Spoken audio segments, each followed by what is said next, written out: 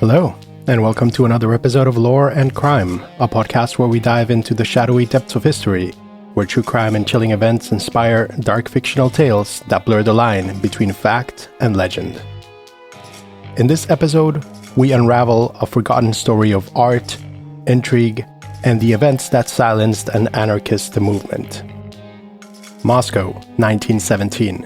Anarchist painters and the Black Guards dreamed of a freer world, publishing the newspaper Anarkhiia and defying the Bolshevik state.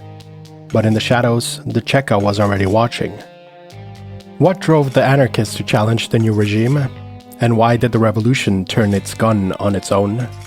Stay with me as we step into the smoke-filled streets of Moscow to witness the philosophy, the intrigue, and the violence that marked the end of the Russian anarchist dream.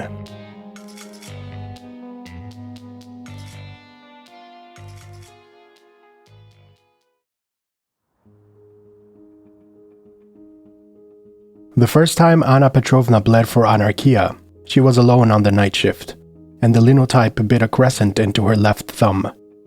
She sucked the blood and, like any reasonable daughter of a printmaker, wrapped the wound in a shred of damp newspaper, then loaded the next galley. The pressmen would never know, and if they did, they'd say it was a proper baptism. "You'll never wash that ink out, Anna," they'd say. "Revolution is permanent." Tonight, the shop roared with 4 machines and 3 times as many people. The House of Anarchy, as they'd renamed the ex-merchants club that they took over, was a 3-story monster that housed the theater, artist workshops, and the printing presses. The press room has chandeliers stained by cigarette smoke and walls plastered with Art Nouveau. It stank of solvent, cabbage, and a deeper, metallic hunger. The scent of men and women who'd seen a world overturned and decided nothing was off limits anymore. Anna navigated the maze of hunched typesetters, all shirtless and black-nailed, and the drunken, half-mad poets who delivered urgent corrections every 30 minutes, always missing some typo of their own. She wiped her hands on her apron and elbowed into the back office, a den of smoke and muffled laughter. A stack of untitled manifestos waited on the table, along with a half-empty bottle of vodka. Anna poured herself a shot, and the harsh burn yanked her mind into focus.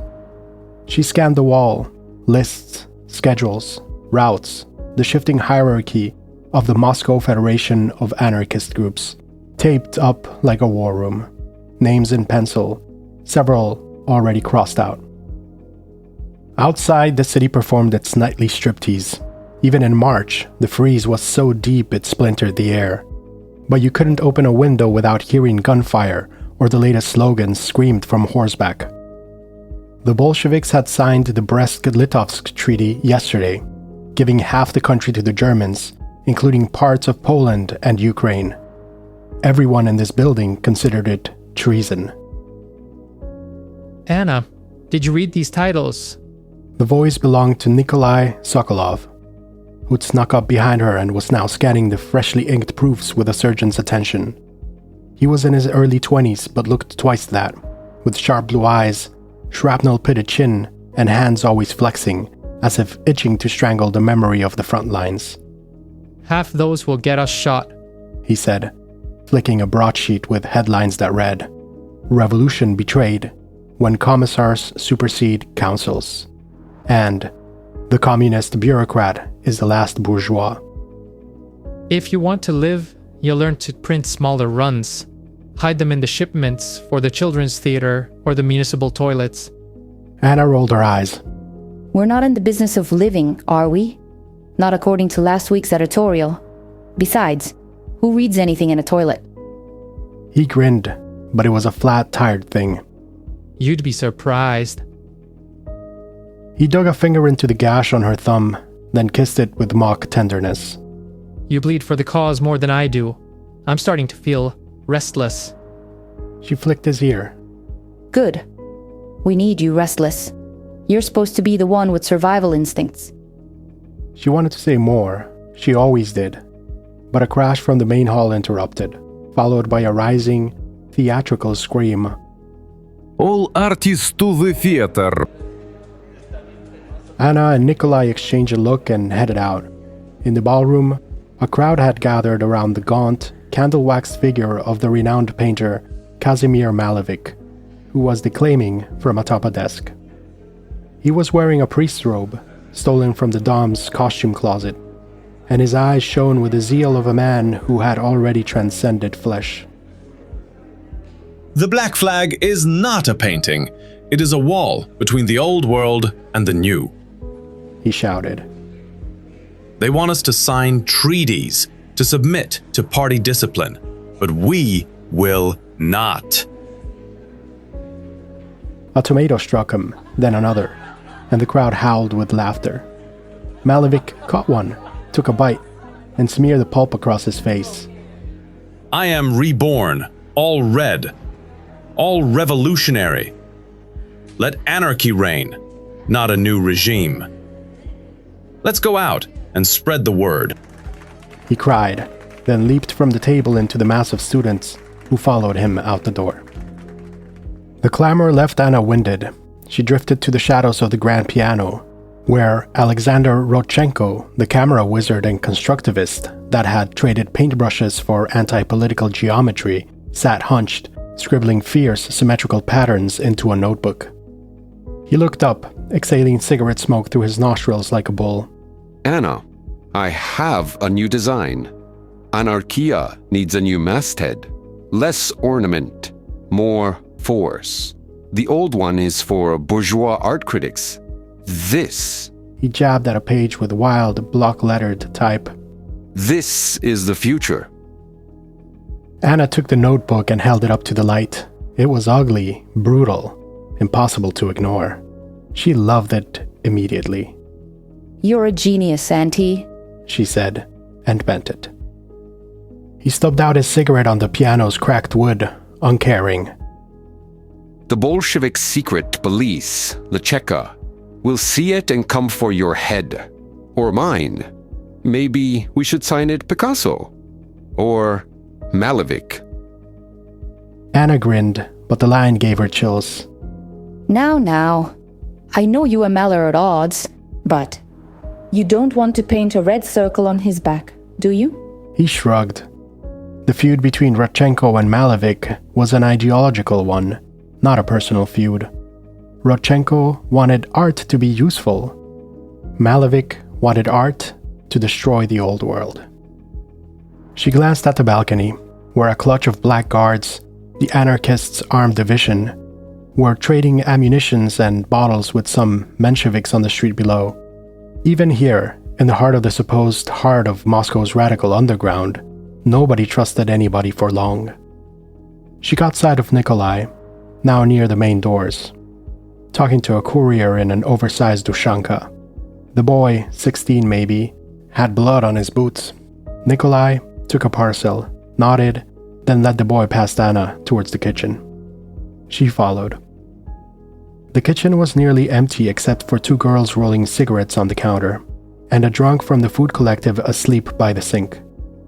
Nikolai locked the door behind her, dropped the parcel on the table, and sat heavily.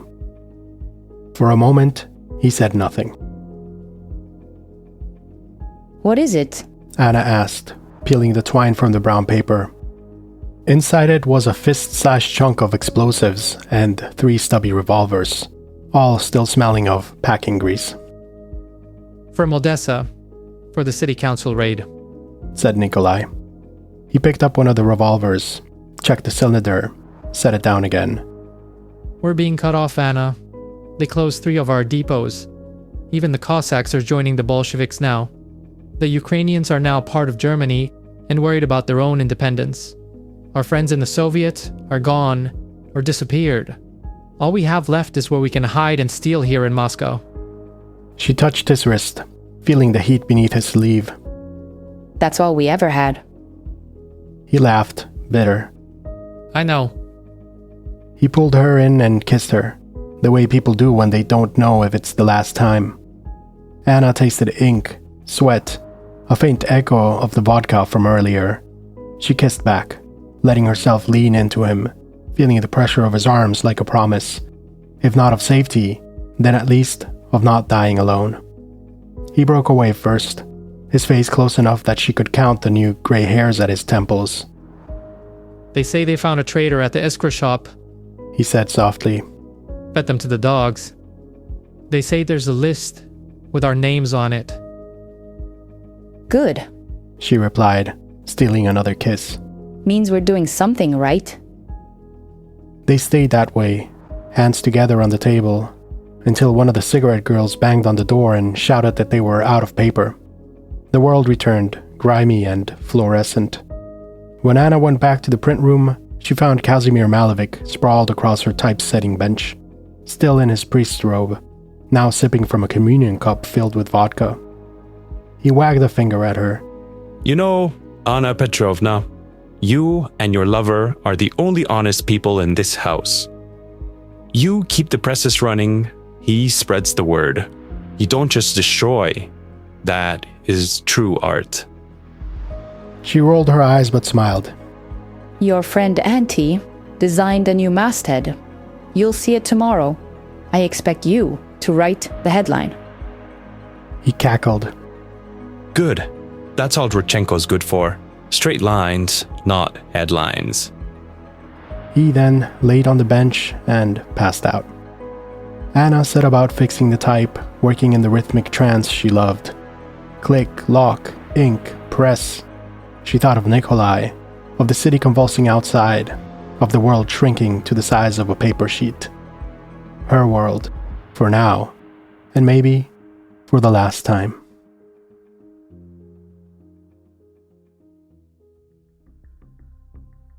By dawn, a new stack of Anarkhiia editions towered in the entryway.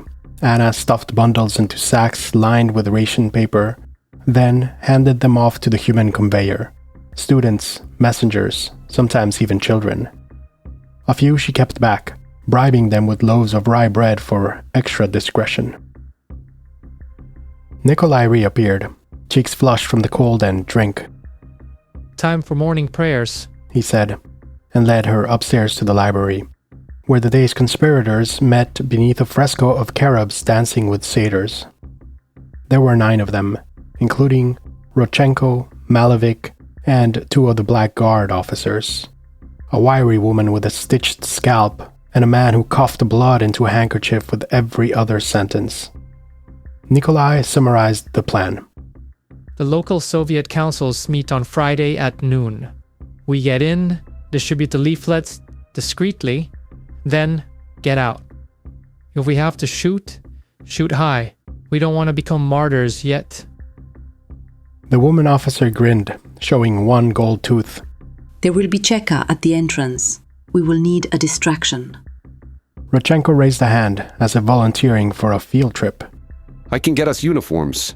We can dress as waiters, or maybe even Red Guards. Their seamstress owes me a favor. Malevich tapped his glass, then mumbled. I'll provide the scripture. Let them choke on the new gospel. Anna was already thinking logistics, how to slip the plates out, how to make a spare set, how to keep the presses running when the Cheka raided the house. The whole building felt like a sinking ship, but she wasn't about to jump. After the meeting, Anna caught Rodchenko in the stairwell. How fast can you have those costumes made? He puffed on his cigarette, thinking, Give me a day or 2. I'll bribe the seamstress with absinthe. You'll run the leaflets? She nodded. And the bread. He smirked. You always were the pragmatic one. Anna considered this, then shrugged.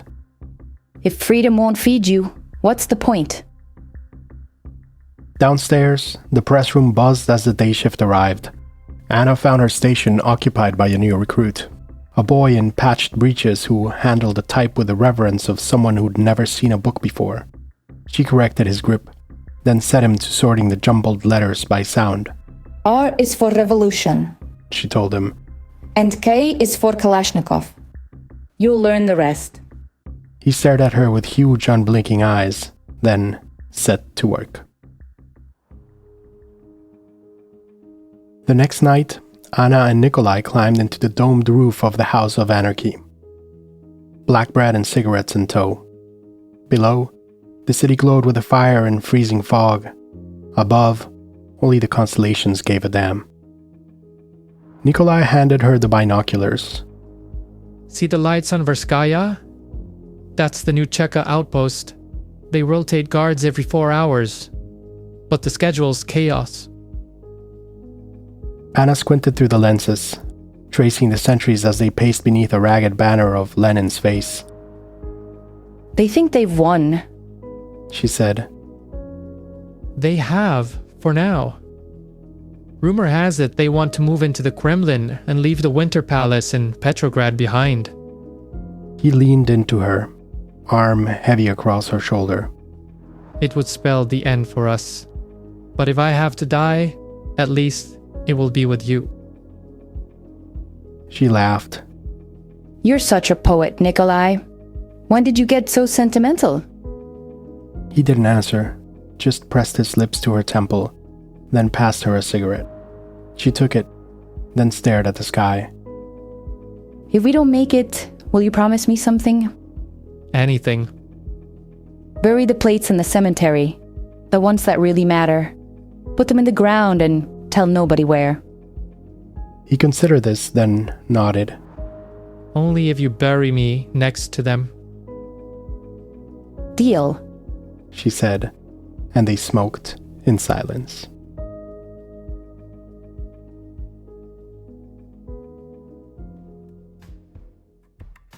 Anna Petrova's apartment was meant for 2, possibly 3 people tops, not a nightly regiment of ideological diehards, half-starved militiamen, and whatever was left of Moscow's avant-garde. But necessity had bulldozed etiquette, and tonight the air was thick with cigarette smoke, the yeasty sweat of unwashed bodies, and the bitter aftertaste of anarchist defeat. Nikolai Sokolov was first through the door. Stomping muddy boots into the newspaper mosaic Anna had laid in a half-hearted attempt to keep the linoleum visible.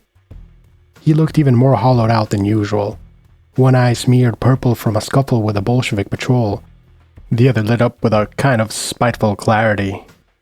You've been busy, he said, scanning the clutter of galley proofs and typeset blocks that colonized the kitchen table. Anna shrugged, wiping her hands on her apron, which was black not from some revolutionary affectation, but because it hid the ink better. Someone's got to document how quickly a movement can eat itself. He grinned, then winced with cracked lips. There's soup if you're hungry, she added, pouring what remained of a watery beet broth into a tin cup. Soup? He inhaled deeply, pretending it was some delicious borscht from his childhood, then gulped. No meat? She shot him a look. If you want to eat animals, go join the Reds. He snorted, and the spell was broken. The others began filtering in. The typesetter, with his nicotine-stained fingers and tragic mustache. 2 shivering teenagers in army surplus. And, dead last, Lev Cherny, the head of the Blackguards and anarchist theorist. Hair wild, and eyes so sunken you'd think the sockets belonged to a skeleton who'd forgotten to die. Am I late to my own funeral? Cherny said, dropping his satchel with a clatter. He squeezed Anna's shoulders with frozen fingers, then perched on the edge of a kitchen stool. Anna slid proofs towards him, careful not to spill her own tea. Editorial corrections. We can argue about the headline, but the lead stays. Otherwise, the printers will defect to Pravda for a handful of kopecks and an indoor toilet. Cherny gave a papery smile. At this point, the only thing keeping them is the certainty we'll pay them in cigarettes and ideas. Neither legal tender. Nikolai let his spoon fall with a clang. We shouldn't even be meeting here. The Cheka's onto us. It's only a matter of time. The room tensed, all eyes flinching towards the window, which overlooked a courtyard patrolled more by feral cats than secret police. The paranoia was a form of oxygen now. Breathe too little and you die. Too much and you went mad. We're already ghosts, Anna said. They can't arrest what isn't there. That's only true if we stop mattering, Cherny replied, voice soft but scraping. If we disappear by our own hand, we save them the trouble.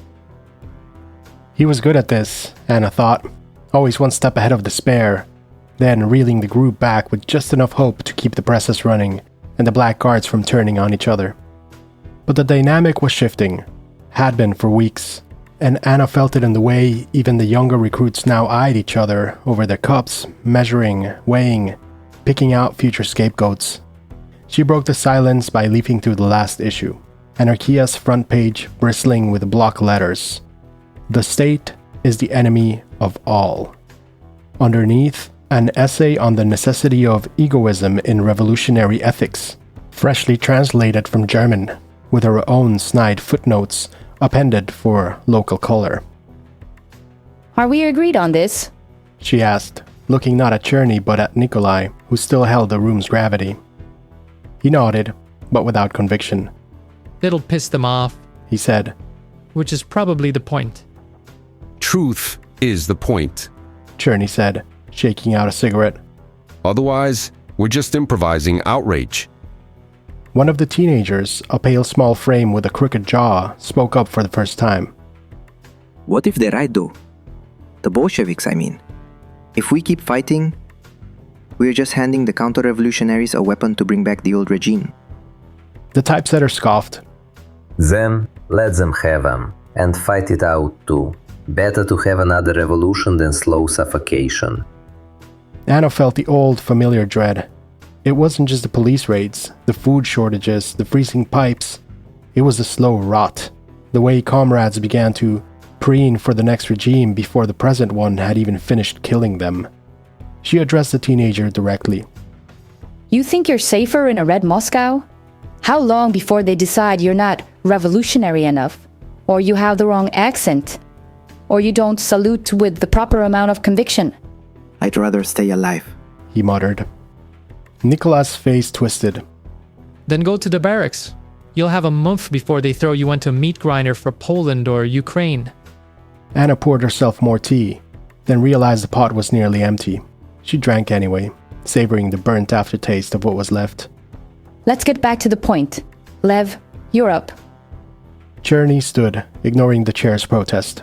He raised his arms, theatrically, as if conjuring ghosts. Comrades, what is left when even revolution loses faith in itself? When every committee is just a new form of prison? I'll tell you, the only sovereign, the only absolute, is the self, the ego. The typesetter grunted. Sounds like solipsism for intellectuals. Cherny smiled. Solecism, yes, but with a gun. He began pacing. All these communist Bolshevik doctrines, they just recreate the same power structure with new faces. First the church, then the Tsar, now the Red Party. The only real change can come about by rejecting the authority of all. No one is God, emperor, or state. Anna bit her tongue, letting him riff. It was old news to her. She had run the linotype on Stirner's The Ego in the back of a bookstore during the First Revolution, fingers raw from hot lead. But the others needed it, needed to hear someone articulate what they had always suspected but never dared voiced. Stirner argued, Cherny said, that every abstraction, whether it be God, science, or state, is a chain for the mind, a way for those with knowledge to lord it over those without. You want emancipation? Stop looking for absolutes. Recognize the only reality is your own hunger, your own hands, your own capacity for invention. Nikolai interrupted, impatience roughening his tone. And then what? We all sit around admiring our belly buttons while the party strangles us in our sleep? No, Cherny replied. We build our own world, one that's run by the people who actually do the work, not the parasites who write laws and take from the people. Anna picked up the thread. The Gordon brothers say the same. Knowledge isn't something handed down from on high. It's made every day by people who actually produce things. Technical skill, labor, practical know-how. If you want a free society, you need to kill the cult of the leader. Nikolai banged his cup for emphasis. What you're saying is forget the councils, forget the assemblies, just make what you need and defend it yourself? Exactly. Or die trying. The teenagers traded glances, looking simultaneously terrified and seduced. Cherny sat again, gazed softer. But here's a paradox. We need to communicate these ideas, or else it's all just brute force. That's why your work He gestured to Anna's ink-stained hands. Matters more than any gun. Anna bristled, uncertain whether to take it as flattery or an insult. She chose neither. Ideas are good. Bread is better. Agreed. Nikolai said, slumping back. But the party's got a monopoly on both. But not on everything. Anna replied. We've still got the presses. The room was silent for a moment, except for the relentless drip of the busted radiator and the scratching of rats in the walls. Outside, a gust of wind slammed the windows so hard the panes rattled in their frames. The typesetter spoke next, voice softer than his look suggested. They're going to shut us down soon. You know that, right? We make it as hard as possible. Said Anna. And when they come, We will move the plates. Nikolai's face darkened. Or better yet, we send them a goodbye gift, something with teeth. Cherny nodded. I see you understand Sterno perfectly. The others shifted, uncomfortable, as the meeting veered into open conspiracy. But there was a fatalism to it, a sense that, if they were already marked, they might as well lean into it. Anna gathered the empty cups, stacking them in the sink with a clatter. The debate was over for now. She found herself looking at Nikolai. He was staring at the galley proofs, tracing each letter with a trembling finger, as if memorizing the words for when the presses finally went cold. He caught her gaze. Do you really believe in all that? That there is no higher principle, just survival? Anna smiled, something hard in it. not survival, persistence. The ego isn't just hunger. It's a thing that refuses to be erased. Nikolai nodded. Then, let's make it last. The meeting bled into the morning, as meetings do when no one wants to leave and everyone knows they have nowhere else to go. One by one, the others slipped out, pulling coats tight against the pre-dawn chill. Anna was left with a mess, and with Cherny, who lingered by the window, studying the city with a philosopher's gloom. Did you mean what you said? She asked, not looking up from the sink. He shrugged. All doctrines are lies, but some lies are less suffocating than others. She dried her hands, then pointed to a proof on the table. Do you want to add a poem to the back page? Cherny's face brightened, just for a second. You still have the Gordon translations? In the drawer. She produced it, worn, foxed, margins vandalized with her own edits. Cherny chose a passage and showed Anna. They'll remember this, he said. Anna shook her head. If they remember anything, it'll be the soup. He laughed, then leaned in. If they come for us, take the plates. Hide them. There will be another fall someday. She nodded. Cherny smiled and left. The day crept in, carrying with it a thin blue light and the shouts of children scavenging in the alleys. Anna stood at the window, watching as a pair of Red Army soldiers slipped through the courtyard, eyes down, shoulders hunched, looking more like beggars than victors. She wondered what would happen if she let them in, offer them soup. Would they arrest her, or just sit and eat, grateful for a moment of warmth? She pressed her palm to the cold glass and laughed, the sound jagged and loud. Persistence, she thought, that's all that's left. She turned her back to the window, hands already itching to get back to the presses.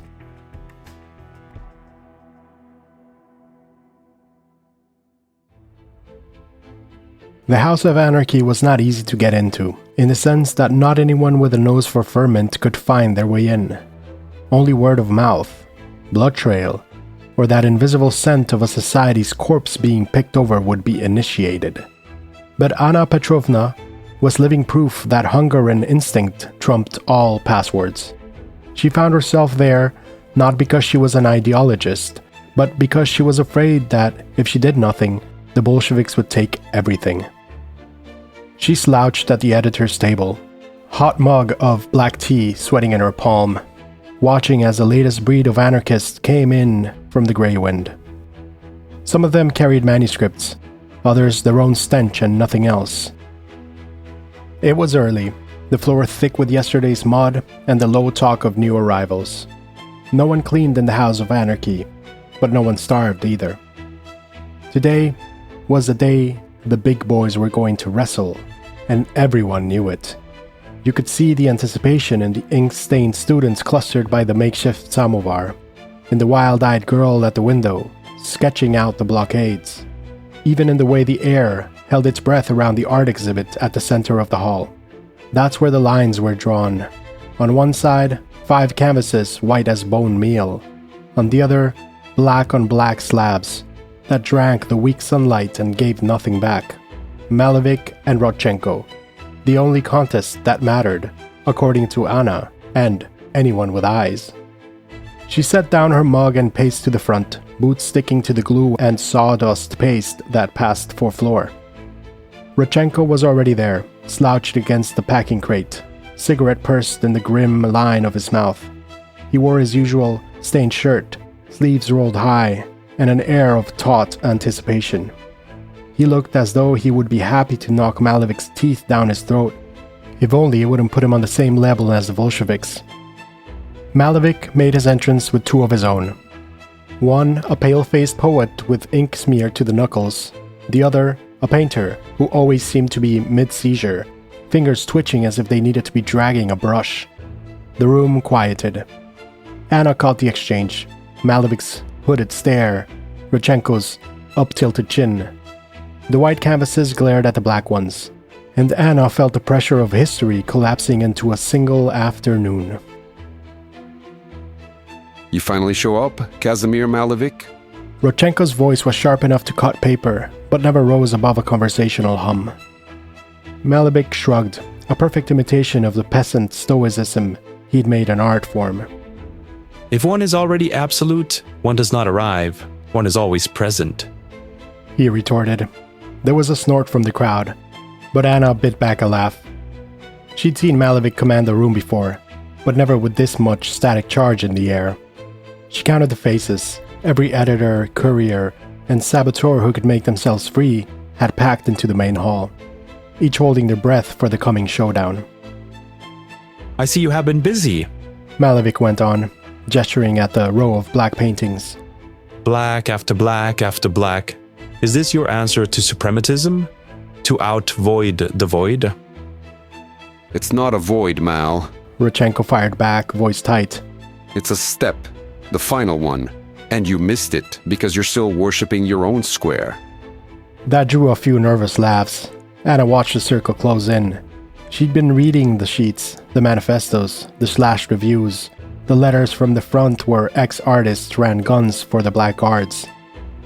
There had been rumors that Rodchenko's new works, the Black on Black series, were not just an FU to Malevich, but a manifesto of their own, a declaration that art, like power, was only real when you burnt the old to make room for something else.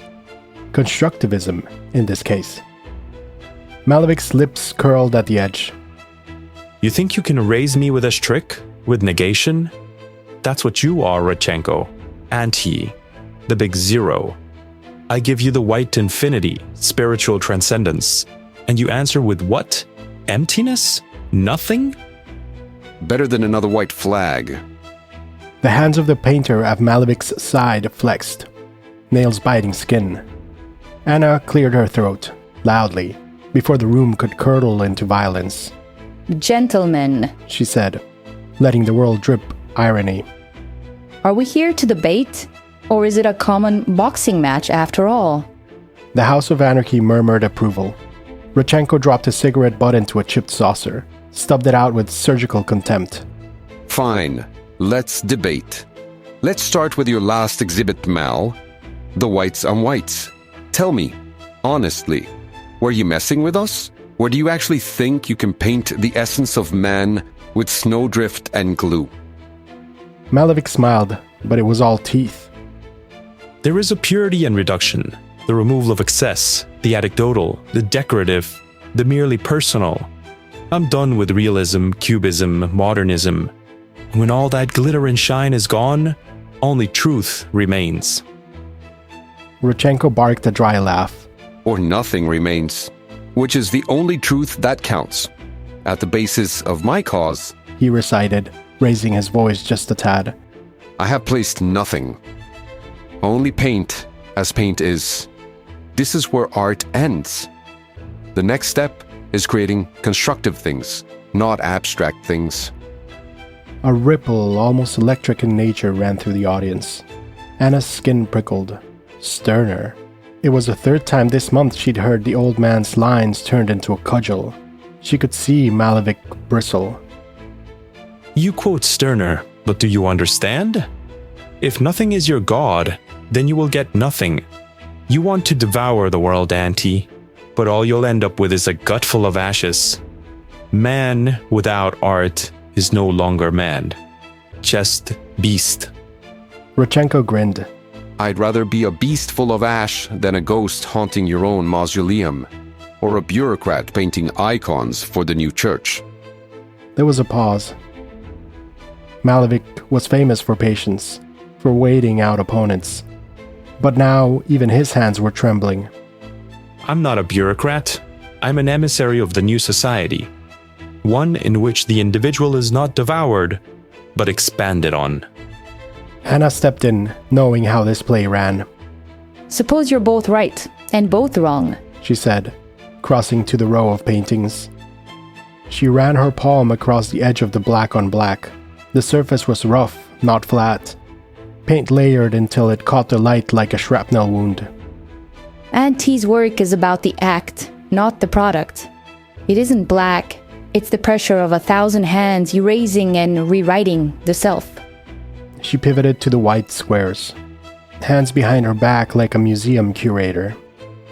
Yours isn't empty either, Mao. It's the idea of infinity, yes? About the body in front of the canvas, the dirt under the nails, the sweat on the glass. We all die, but before that, we exist, even if it's just for a moment. Someone coughed. For a split second, Anna saw herself from above, stuck between two men fighting over who got to sign the death certificate for old art. But that was the job. They were supposed to burn down the past and fill the crater with something new. Malevich inclined his head, acknowledging the point. You have a tongue, Anna Petrovna, but you see only what's in front of you. Suprematism is not for the mud or the sweat. It's for the future, for the collective. Rodchenko shook his head. There is no collective without the singular. Even the future is born in the gut of the eye. You can't erase the eye, no matter how many squares you paint. You have to consider the utility of the act, not the reflection of it. Anna conceded and let them talk. She drifted along the exhibit, listening with half an ear as she read the art like a battle map. She could sense the split forming, not just between the artists, but in the whole ragged assembly of anarchists, hacks, and drunkards.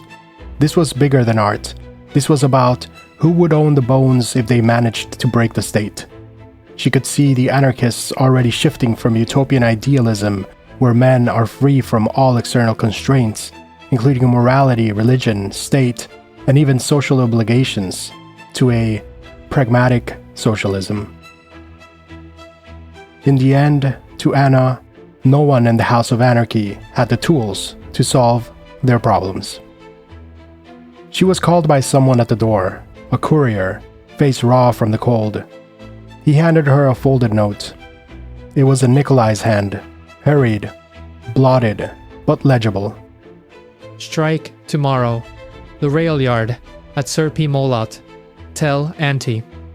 Anna crumpled the note and slid it into her boot. No one here needed to know about that. Not yet.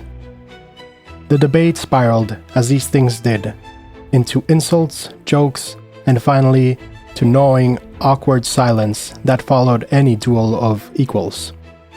Malevich and his crew left first, trailing their egos behind them. Rodchenko lingered, smoking and pacing, until the room emptied. Anna found him leaning on a crate, elbows out, gaze fixed on the last black painting. Why do you let him get to you? She said gently.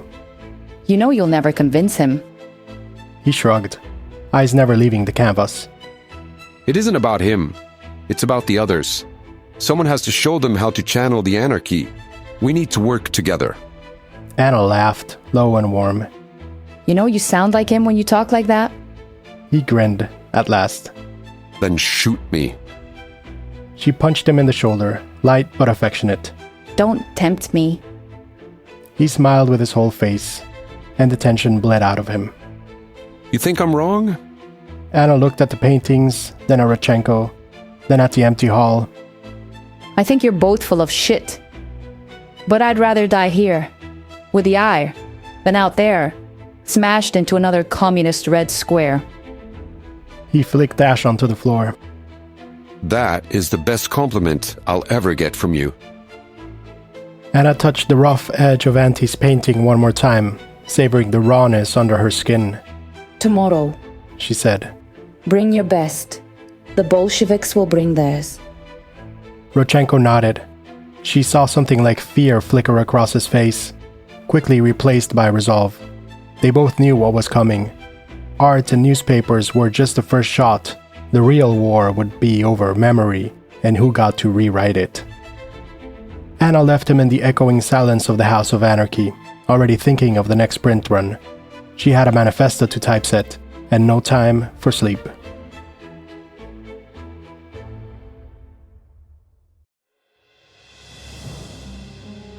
Spring came, or what passed for it. Sleet on the roofs, smoke in the air. The House of Anarchy was in full swing, preparing for a general assembly and counting their members in the thousands. They just might have enough sway to hold the Bolsheviks at bay before they overrun Moscow. Anna worked 12, 16, sometimes 20 hours straight, burning through the reserves of lead type and coffee, printing new manifestos with titles like "Memory is a Weapon" and "You are the revolution, not the red bureaucrats." She heard about the raids through whispers, Nikolai blowing up a payroll train, torching a police barracks, even robbing the Committee of Public Safety itself. The city's nerves were frayed raw. Every time Anna closed her eyes, she saw the white and the black squares, the two philosophies gnawing at each other to death, neither willing to blink first. Moscow was on a curfew, which meant only two things moved that night: the armored cars of the Cheka and the rats that fed in their wake. There were more of the latter than anyone would admit, and not all of them scurried on four legs. The House of Anarchy, the derelict mansion that the city's anarchists had squatted since the February Revolution, stood at the intersection of Ostoshenka and Broken Promises. Its facade stitched with a black square flag, its windows sealed with the backs of confiscated icons. Anna Petrovna saw the first signs of trouble, not in the streets, but in the faces of the blackguards' lookouts. It was not the slow-burn anxiety they lived on, but a face of fear they had been too proud to show before. She stubbed her cigarette out on the linoleum, crushing the butt with the ball of her palm, and opened the door into the stairwell where the blackguard's lieutenant, Nikolai Sokolov, was leaning into the banister, peering down through the cracks with his one good eye and the ruined mess of his other eye puckered and twitching. His coat was stained with ink and blood, neither of which was his, at least not yet. "They're coming for us," he said, voice low and rough, like it had spent a week marinating in vodka and gunpowder. "Four corners. Heavy this time." She had no words to spare for small talk. How long? 10 minutes if they're idiots. 5 if they're not. Anna nodded, turned on her heels and headed for the press room where the last run of Anarkhiia was still half wet on the drying lines. The damp acetone-laced air stung her nose.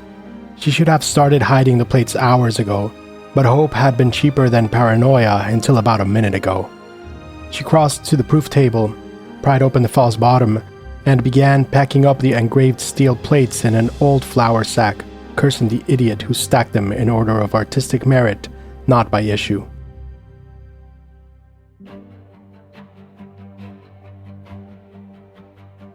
By the time the first shot snapped from the street, Anna had ducked back into the hall.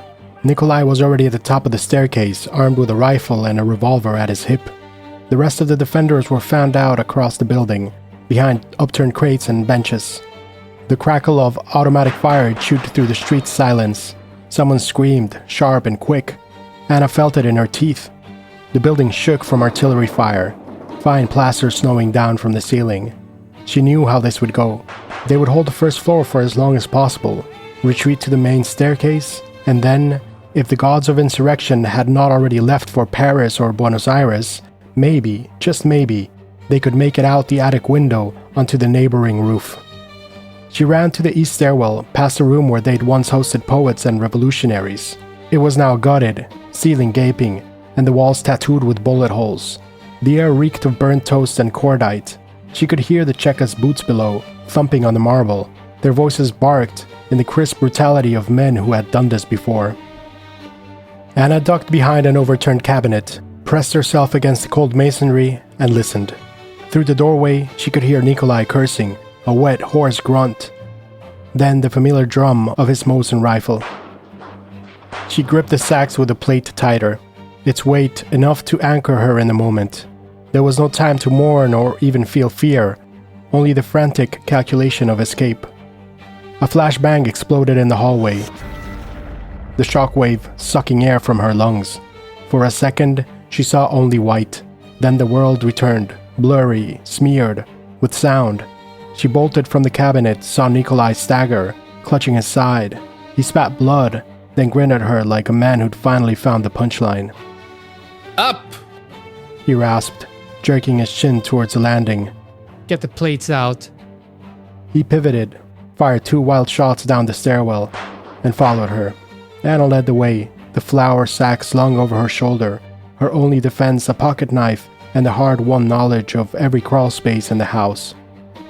The gunfire moved in waves, intense, then absent, like the city was breathing.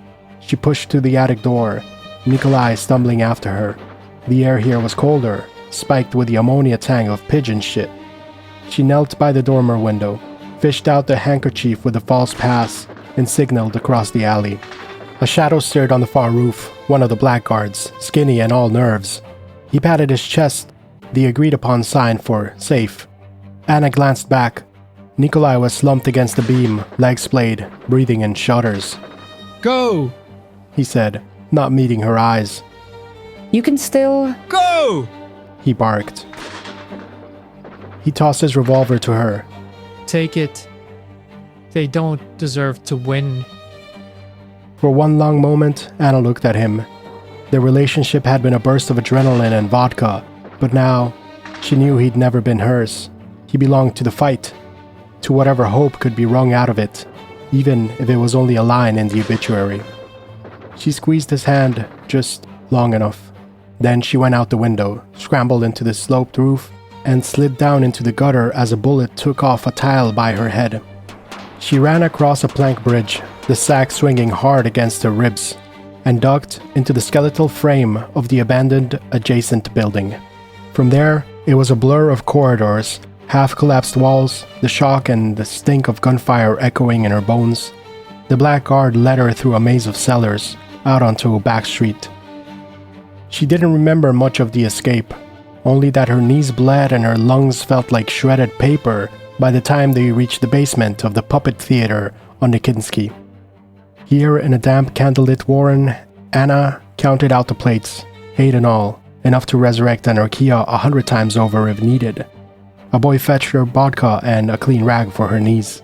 She drank from the bottle, wiped the rest of blood from her hands, and tried to remember how to breathe. They got Nikolai? The boy asked, voice small. She stared at the sack. He got them too. They sat in silence, the only sound, the drip of water from the pipes and, faintly, the sirens outside.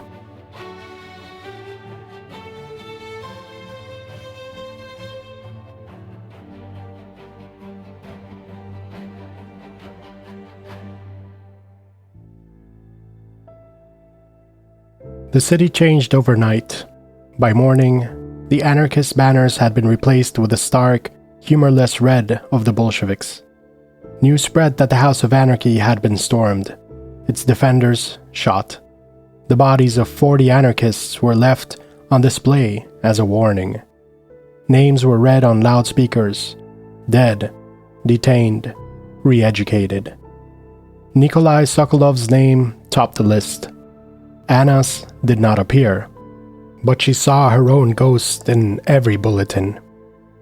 She stayed underground, shifting from safe house to safe house, first with the artists, then with old comrades who still remembered how to hide a fugitive. She traded her old code for a new one, kept the plates moving, waiting for the day when Anarkhiia would print again. Some nights in the hollow stillness after midnight, she remembered the House of Anarchy as it had been, alive, loud, stupid with hope. She remembered Nikolai calling her boss. With a crooked smile, the two of them crammed into the press room arguing over font sizes as if it mattered. She remembered the smell of fresh ink, the mad dreams they floated over cups of stolen tea. She never visited his grave. There was none. The Cheka had burned the bodies, scattered the ashes over the river. But she intended on keeping the press alive, the words alive, as if that was what mattered most. In the new city, she saw their faces sometimes, reflected in windows or glimpses in crowds, the workers who'd run the press, the wild-eyed kids who'd fought in the barricades. Most were dead. A few survived in exile, but for Anna, the revolution was a rumor that refused to die. Her hands still smelled of ink and iron. She still kept the plates, just in case. When the bulletins blared that the anarchists were done, she smiled. She knew it was a lie. If the world ever ended, it would not be with a bang or a whimper, but with the inky thump of a single sheet of forbidden print sliding under the door of an empty room.